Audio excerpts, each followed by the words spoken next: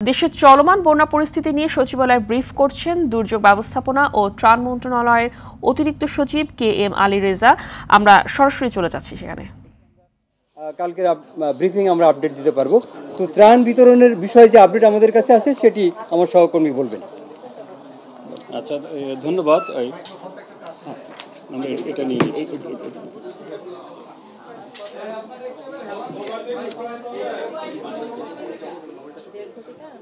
আমরা যে তথ্যগুলি পড়ছি সেগুলি প্রিন্ট আকারে আপনাদেরকে দিয়ে দেওয়া হবে এই সংবাদ সম্মেলনের পরেই।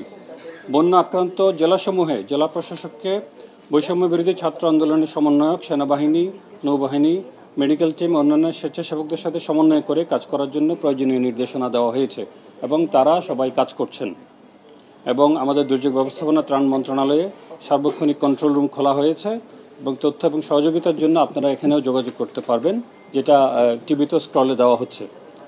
আর সব জেলাতেই নিয়মিতভাবে পর্যাপ্ত ত্রাণ সামগ্রী দেওয়া আছে। এর বাইরে চট্টগ্রাম, কুমিল্লা, ফেনী, নোয়াখালী, সিলেট, মৌলভীবাজার, হবিগঞ্জ এবং ব্রাহ্মণবাড়িয়া জেলায় আরও কিছু বিশেষ বরাদ্দ দেওয়া হয়েছে এবং আরও বরাদ্দ দেওয়ার কার্যক্রম চলমান রয়েছে।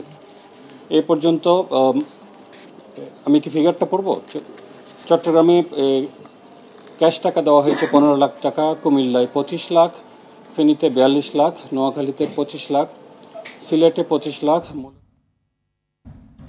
দেখছিলেন চলমান বন্যা পরিস্থিতি নিয়ে দুর্যোগ ব্যবস্থাপনা ও ত্রাণ মন্ত্রণালয়ের ব্রিফিংয়ের অংশ বিশেষ।